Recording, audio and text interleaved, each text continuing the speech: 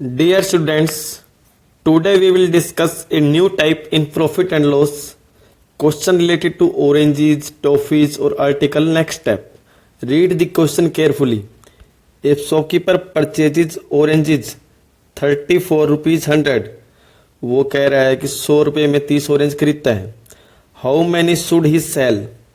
In rupees 100 to gain 20%. वो कह रहा है अगर 30 ऑरेंज 100 रुपये में खरीद रहा है, अगर उसको 20% का मुनाफा या फ़ायदा कमाना है तो 100 रुपये में ही कितने ऑरेंजेस बेचे. ऑब्वियस सी बात है 30 से तो कम ही बेचेगा.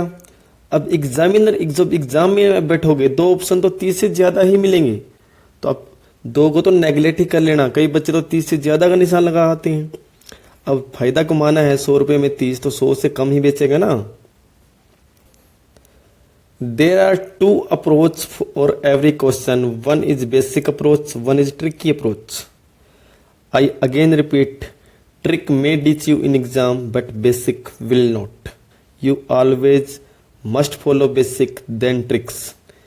See, in article type of the question, I already told you, article must be same. Then all the profit and loss formula will be applicable. CP, cost price of 30 oranges in 100 because उसने 100 रुपये में खरीदे हैं. Selling price of 30 oranges because 120% profit, तो 120% means 120 rupees. हमने यहाँ पे orange same रखे हैं तो प्रॉफिट लॉस के सारे फार्मूले अप्लीकेबल हो जाएंगे.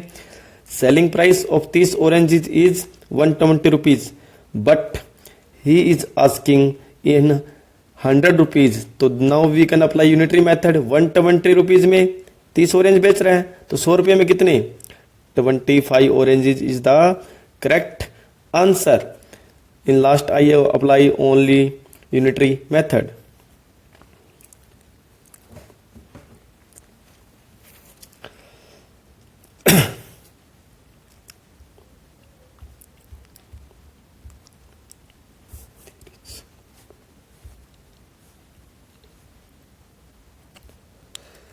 There is one more approach for the same question called tricky approach.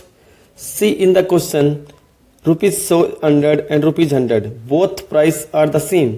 Selling and purchasing price are same. Means expenditure is price multiplied by quantity. If expenditure or rupees are same, I can say price is inversely proportional to quantity. जो price का ratio होगा quantity का ratio होगा, एक दूसरे का क्या होगा विपरीत होगा. इसी की एप्लीकेशन से हम डायरेक्ट इसको मार्क कर सकते हैं without use of pen and pencil. See how we can do this. Price ratio is initial 100, now 120 because 20% gain.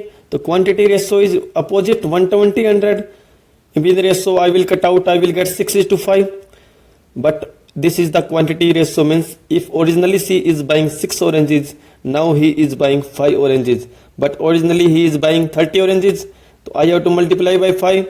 Also multiply here by 5. Answer is 25.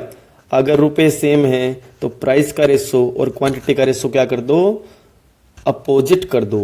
अभी इस कंसेप्ट को मैं दोबारा रिपीट कर रहा हूँ कि रुपए सेम है, अगर सेम ना हुए तो क्या होगा, सेम होंगे तो हम कैसे अप्रोच करेंगे. जैसा कि पहले क्वेश्चन में था कि रुपए क्या सेम. अगर इस लाइन को ध्यान से पढ़िए पॉज करके वीडियो को. अगर सेल और परचेज की प्राइस सेम है तो प्राइस और क्वांटिटी का रेशो एक दूसरे का उल्टा होगा. अगर सेम नहीं है तो स्टार्टिंग में सेम रख लेंगे और बाद में यूनिटरी मेथड से इस्तेमाल करेंगे. फॉर एग्जांपल यहाँ तो पहले भी 100 था और आगे भी 100 है. मान लीजिए इनिशियल प्राइस दे दिया 100 रुपये में कुछ खरीदे या बेचे और बाद में क्वेश्चन पूछ लिया 80 रुपये में कितने खरीदे या बेचे. तो आपको स्टार्टिंग में 80 का महत्व नहीं लेना है. स्टार्टिंग में हम 100 ही लेके चलेंगे और ये ट्रिक अप्लाई कर देंगे. अगर हमें पता चल गया कि 100 में मान लो 50 संतरे बेच रहा है तो 80 में कितने बेचेगा 40. तो लास्ट में हम यूनिटरी मेथड का इस्तेमाल कर देंगे. चाहे रुपए सेम दे या नहीं ना दे, आपको घबराना नहीं है.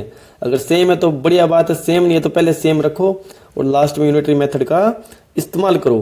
आगे क्वेश्चन करेंगे तो आपको ये बात क्लियर हो जाएगी.